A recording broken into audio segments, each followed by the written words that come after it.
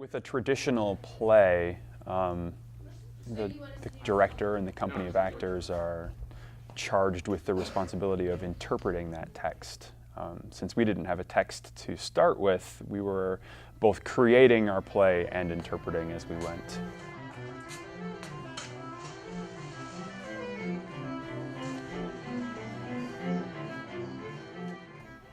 There are lots of ways to go about the devising process. I think a lot of audience members would probably find the biggest difference being the use of text, the use of spoken word. Help! Help! We did have text, but it was text last instead of text first. We used a lot of sound and music and image to tell the story. I've equated it to like a movie montage where you're seeing story unfold in front of you, but not hearing words to explain it. So we had a lot of storytelling that kind of lived in that place instead of lots of talking heads.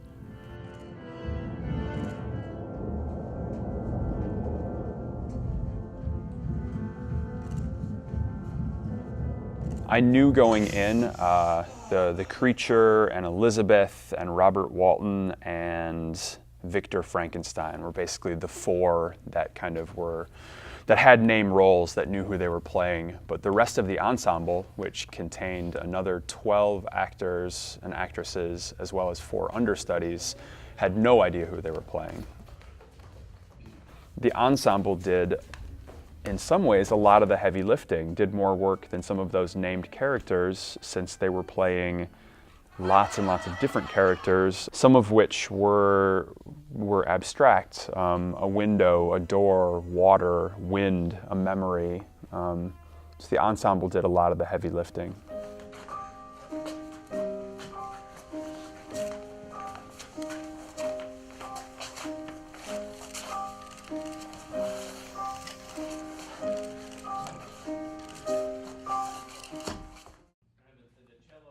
The actors are both creators and interpreters in this situation. Oftentimes we would break into like separate working pods in different spaces, because I had a fantastic team of student assistant directors and a student dramaturg. So I would send some actors with one person and some actors with another and charge them with exploring a piece of storytelling.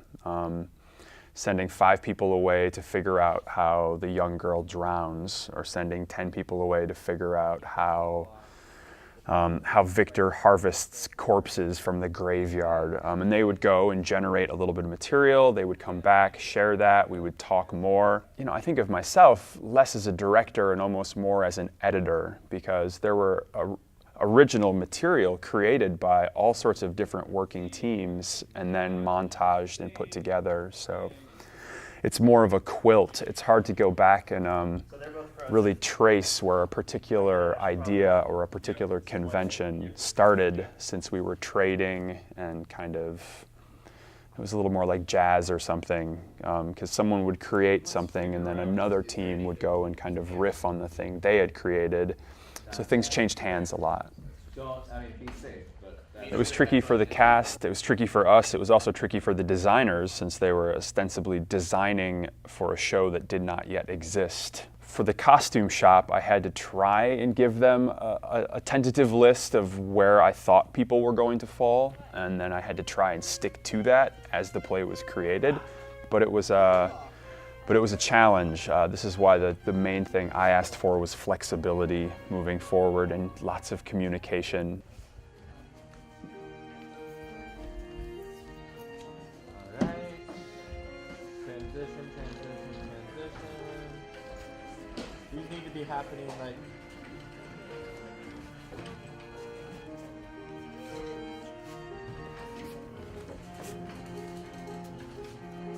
So... Yeah, you guys need to do one more turn, because they have a whole nother turn by the time you guys are set. Okay, so we'll just go add another. Yes. Reset and do it again. Moving.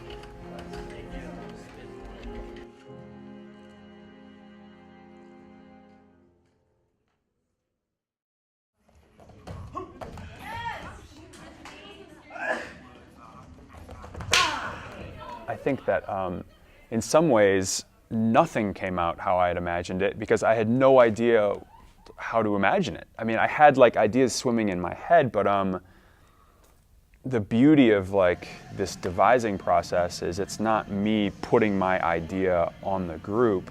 It's all of us kind of working together. So the idea being, 20 brains is going to be better than just one.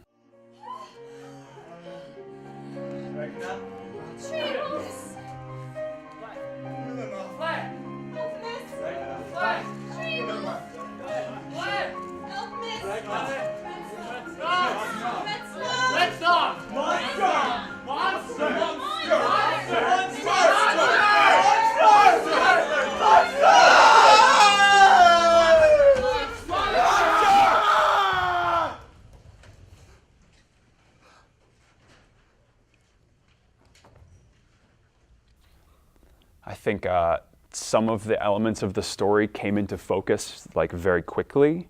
It was almost like the first thing that we developed we felt like worked. So then we expanded that idea, and there were other parts of the show that were very challenging, and we had to scrap things and kind of go back to the drawing board. In some ways, it helped to have an opening night that we had to get the piece ready for. Because ultimately, since it's an original work, we could continue working and creating and rehearsing indefinitely. But we had to have a finished product wherever it was at by opening night. So.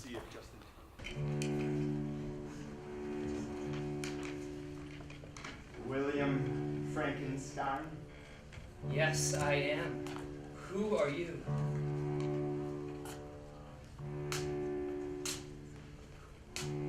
Do you know Victor Frankenstein? He's my brother.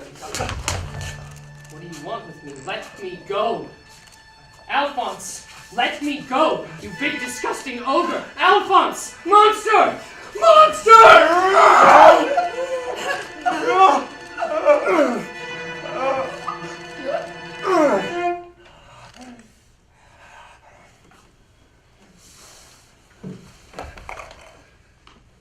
I feel like vampires have been done to death. I felt like it was a story that hadn't. I don't know. It just seemed like it was ripe for a new treatment, for a creative, theatrical kind of treatment.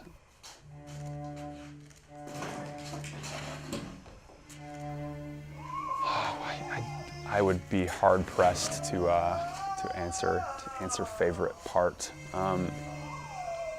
It's easy for me to identify trouble spots, places in the storytelling where we had to work hard to make all of the characters,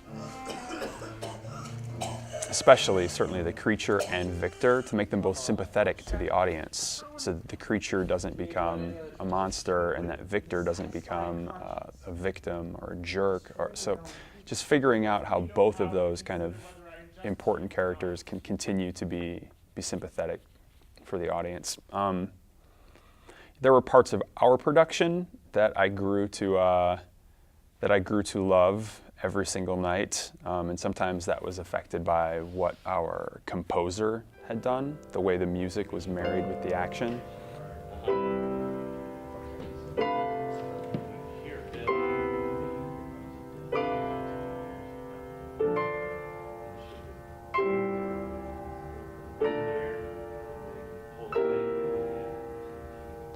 I feel like just television and film in some ways have verisimilitude pretty well cornered.